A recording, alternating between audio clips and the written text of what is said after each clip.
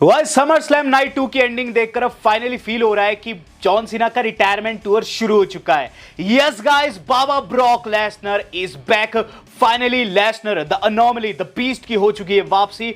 और गाइस मैं खुद नहीं जानता मैं अपनी एक्साइटमेंट को कैसे दबा रहा हूं, क्योंकि गाइस यहां जो चीज हुई है वो वाकई में दोस्तों वर्थ इट थी इस समर स्लैम को ग्रेटेस्ट बनाने के लिए और गाइस हम लोगों को रिझाने के लिए, क्योंकि WWE is so back. Brock Lesnar की वापसी के साथ ही दोस्तों अब चीजें जो है पहले जैसी हो गई है, 2012 की यादें ताजा हो गई है। तो क्या कुछ हुआ, चलिए फास्ट कर लेते हैं discuss summer slam night 2।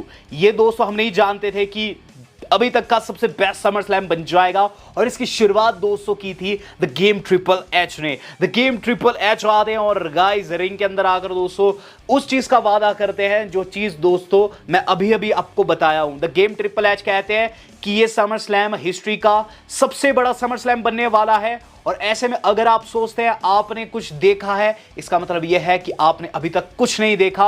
Are you ready? जिस पर दोस्तों जनता जो है रोअर करती है और उसके बाद पायरो फूटते हैं। सबसे पहले देखने को मिलता है रिया रिप्ली वर्सेस नायोमी वर्सेस इयो स्काई। मैच के अंदर दोस्तों पहले तो नायोमी को मिलकर कूटती है, दोनों मिलकर कूटती है, लेकिन उसके बाद नायोमी की चालाकी अंत में देखने को मिलती है। हमें दोस्तों अंत में ये चीज देखने को मिलती है, इयो स्काई जो है पावर बॉम्ब कर चुकी है रिया को नायोमी के ऊपर और अंदर जैसे ही जाती है दोस्तों रिया रिप्ली उन्हें लगा देती है सुपर रिपटाइड और पिनफॉल को जैसी जारी होती है नायोमी जो कि बाहर पड़ी हुई थी आकर दोस्तों वहां पकड़ ली रिया रिप्ली को, उन्होंने पिनफॉल में ले लिया और उनके टाइट्स दोस्तों होल्ड कर दिए 1 2 and 3। यहां दोस्तों नायोमी रिटेन कर गई। तो चालाकी के साथ दोस्तों उन्होंने अपना वर्ल्ड टाइटल रिटेन किया और उसके बाद दोस्तों हमें दिखाया जाता ऑडियंस में बैठे हुए हैं the Dudley boys, even Jeff Hardy and Matt Hardy, यानी कि हार्डी बॉयज। तो हार्डी बॉयज भी WWE टेलीविजन पर लौटे और TNA टैग चैम्प करके उन्हें संबोधित किया, मुझे अच्छा लगा। इसके बाद दोस्तों हम लोगों को मैच देखने को मिलता है जिसके लिए ये यहाँ आ रखे थे,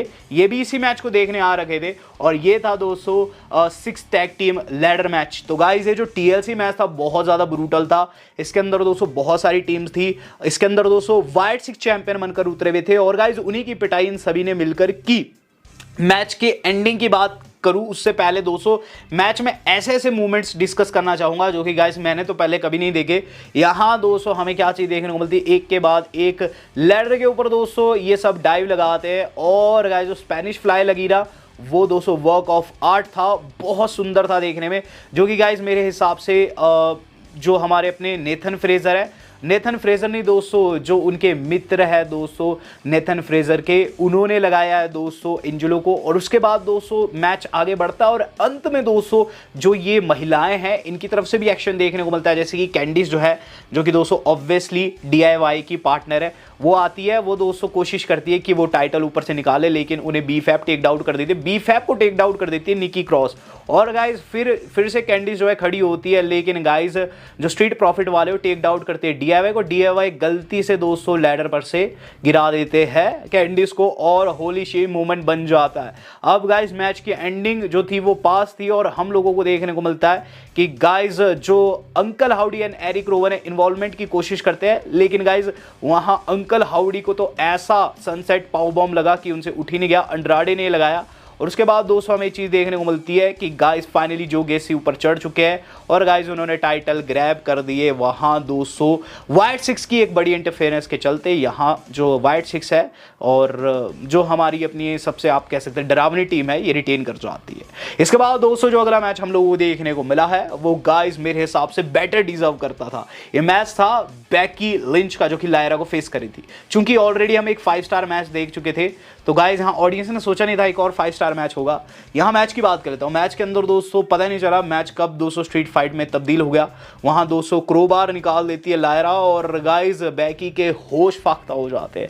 अंतिम क्षणों की बात करूँ तो गाइस अंतिम क्षणों में चीज़ देखने को मिलती है कि गाइस बेकी ने हाथ बांध दिए दोस्तों लायरा के। लायरा फिर भी दोस्तों वहाँ ड्रॉप किक कर रही है, मूनसॉल लगा रही है दोस्तों और अंत आते आते उनके हाथ भी छूट गए थे। उन्होंने फायर एक्सटिंग्विशर नीचे से निकालकर बेकी के मुंह पे भी दे मारा था दोस्तों। लेकिन फिर हुआ एक बड़ा कांड। वहां दोस्तों बेकी जो है स्टॉम्प कर देती है चेयर फंसाकर लायरा के चेहरे को और उसके बाद दोस्तों उनके ऊपर क्रोबार से हमला करने वाली थी, लेकिन बेली ने आकर उन्हें रोक दिया।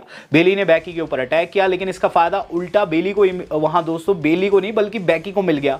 हुआ ये कि अंतिम क्षणों में दोस्तों बेली मारना चाहती थी फिर से बैकी को, लेकिन गाइस गलती से उन्होंने टेक डाउन कर दिया लायरा वोल्किरिया को, और गाइस बैकी ने मैन हैंडल स्लैम लगाकर अपना आईसी टाइटल रिटेन कर लिया। तो गाइस करने कुछ आ रखी थी, हो कुछ और गया दोस्तों। वो कहते हैं ना कि कर्म करने जाता हूं कांड हो जाता है, बस यही केस बेली का था। यहां दोस्तों बैकी ने रिटेन किया है।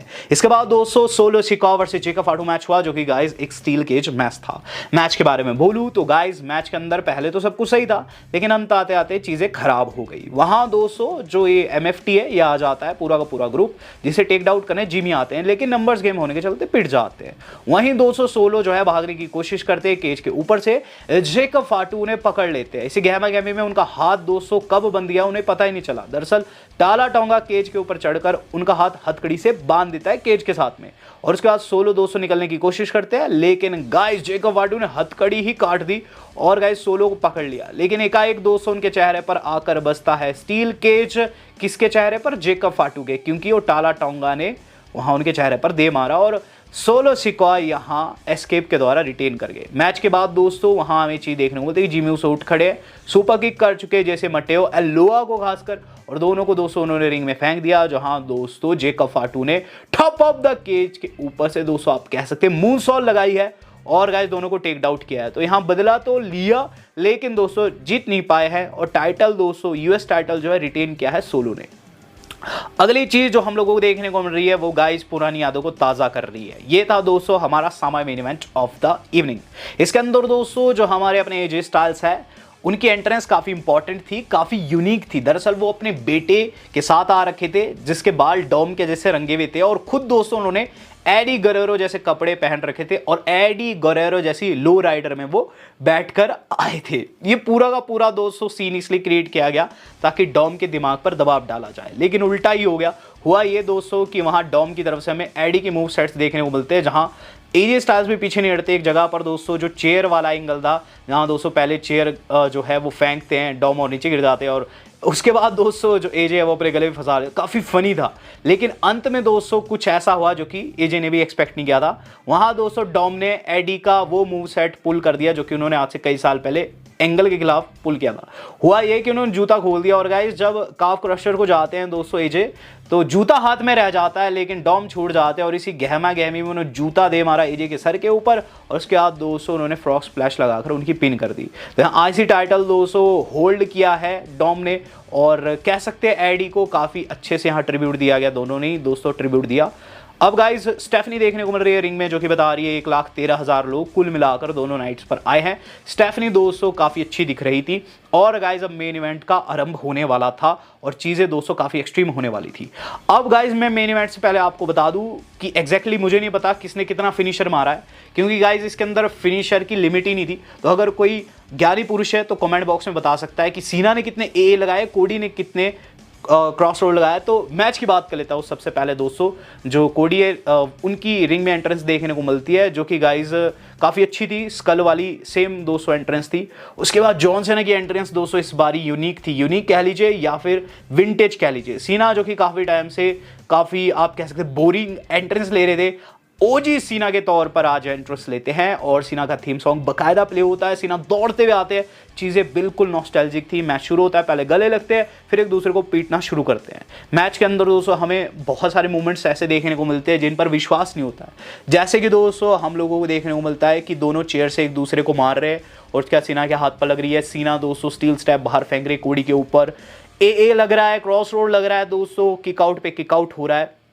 अंतिम क्षणों की बात कर लेता हूँ सीधे सीधे दोस्तों, जहां चीज़ें एक्सट्रीम हो जाती है। हमें ये चीज़ देखने को मिलता है, दोनों लड़ते लड़ते दोस्तों ऑडियंस में चले जाते हैं, और ऑडियंस में लड़ते लड़ते दोस्तों वहां जो कोडी है वो सुप्लेक्स कर देते सीना को बैरिकेड के ऊपर, स्टील बैरिकेड के ऊपर, और उसके बाद सीना उन्हें पकड़ कर ले जाते हैं नीचे, जहां दोस्तों एलिवेटर है कोडी का। वहां दोस्तों जो एंगल था वो काफ़ी अच्छा लगा मुझे, जहां दोस्तों हमें ये चीज़ देखने को मिलती है कि कोडी को उठाए सीना नीचे से ऊपर आते हैं, बहुत सॉलिड शॉट था। और उसके बाद दोस्तों वो उन्हें ए लगाते हैं। इसके बाद दोस्तों हमें चीज़ देखने को मिलती है कि कोडी जो है अब उनकी नीयत बदलने लगी है। उन्होंने दोस्तों टर्न बकल नंगा कर दिया और टर्न बकल निकाल कर वो सीना को मार रहे हैं उससे। सीना दोस्तों इसी पर उन्हें STF फ्यूब लगाते हैं लेकिन वो टूट जाता है। एंड में दोस्तों हमें चीज़ देखने को मिलती है कि जो हमारे अपने कोडी है वो तीन जो है क्रॉस रोड लगाए लेकिन सीना ने किक आउट कर दिया। और उसके बाद दोस्तों चैन लगती है सुपर सीना की। उसके बाद बारी आती है सीना की। सीना ने भी दोस्तों 3 ए लगाए लेकिन उस पर भी किक आउट हो गया। और सुपर सीना दोस्तों यहां सुपर कोडी को फेस करते हुए विफल नजर आते हैं। फिर दोस्तों कोडी ने देरी नहीं लगाई और गाइस वहां जो अपना कटर रहता है टॉप ऑफ द रिंग दोस्तों लगाया नीचे पड़े हुए टेबल के ऊपर। और उसके बाद ऐसे सल्यूट किया सीना को फाइनल टाइम और गाइस उन्हें लगा दिया फाइनल क्रॉस रोड 1 2 and 3। यहां कोडी रोड्स जो है मैच को जीतकर बन गए brand new undisputed WWE champion. जिसके बाद सीना ने दोस्तों उन्हें अपने हाथ से टाइटल दिया जिसे माइकल कोल ने बताया है मशाल देना। ऑब्वियसली दोस्तों ये पासिंग ऑफ द टॉर्च थी। और उसके बाद पायरो वायरो फूटते कोडी के लिए और दोस्तों कोडी लीव कर जाते हैं। बस यही मोमेंट था जहां मैं समझ गया कोई ना कोई रिटर्न होने वाला, लेकिन मुझे नहीं पता था यहां क्या होने वाला है। तो सीना जाने ही वाले थे कि गाइस उन्होंने वो थीम सुनी बेसिकली जो कि गाइस 2012 अप्रैल में उन्होंने सुनी थी। वो थी ब्रॉक लेसनर की थीम। और गाइस ब्रॉक लेसनर जैसे ही आए रोंगटे हो गए पूरे बदन पर खड़े। बाबा ब्रॉक लेसनर दोस्तों बिल्कुल काउबॉय लुक में, ऑडियंस पागल। और ब्रॉक लेसनर दोस्तों अपना टॉन्ट मारते हैं और बिल्कुल वैसे ही आते हैं जैसे कि साल 2012 में दोस्तों उन्होंने घेरा काटा था जॉन सीना को, आपको याद होगा। बिल्कुल वैसा घेरा काटा, अपनी टोपी उतारी। सीना समझ गए थे कि अब तो चीजें खराब होने वाली है। वो अटैक करने की कोशिश करते हैं लेकिन गाइस उन्हें लग जाता है F5 तगड़े वाला। और उसके बाद ब्रॉक लेसनर अपने वाला टॉन्ट करते हैं वही दोस्तों और बाहर निकलते हैं, अपनी हैट उठाते हैं और चलते बनते हैं। तो guys finally Brock Lesnar is back. और जितने भी रूमर्स थे जो कि बीते 1-2 महीने से निकलकर सामने आ रहे थे, जो हम स्पेकुलेशन लगा रहे थे कि मिस्टर समर स्लैम की वापसी यहां हो सकती है, वाकई में हुई है। और ऐसा क्यों है कि आकर दोस्तों उन्होंने जॉन सीना पर अटैक किया, तो मुझे बात बताने की आवश्यकता है ही नहीं क्योंकि आप समझदार है। WHG फैमिली में दोस्तों सबके सब समझदार है। और इसका मतलब ये भी है कि गाइस इनका मैच होने वाला है। और इसका मतलब ये भी है दोस्तों जो आप समझ पा रहे हैं कि यहां जॉन सीना का रिटायरमेंट टूर जो है कहीं ना कहीं अब रोड ब्लॉक पे फंस चुका है, जो कि गाइस ब्रॉक लेसनर नामक है।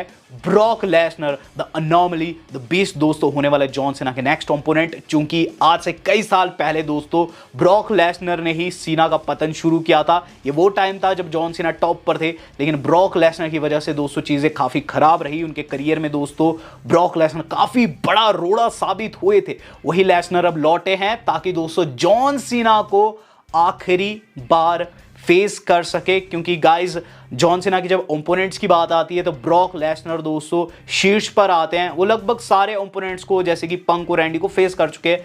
एक नाम रह रहा था जो कि गाइस लौट चुका है, जिसे हम कहते हैं द बीस्ट ब्रॉक लेसनर। तो गाइस वीडियो मेरी आज कितनी थी, ब्रॉक लेसनर के नाम लाइक जरूर कीजिएगा, शेयर जरूर कीजिएगा। वेल दोस्तों आज तक के लिए इतना ही। धन्यवाद। शब्बा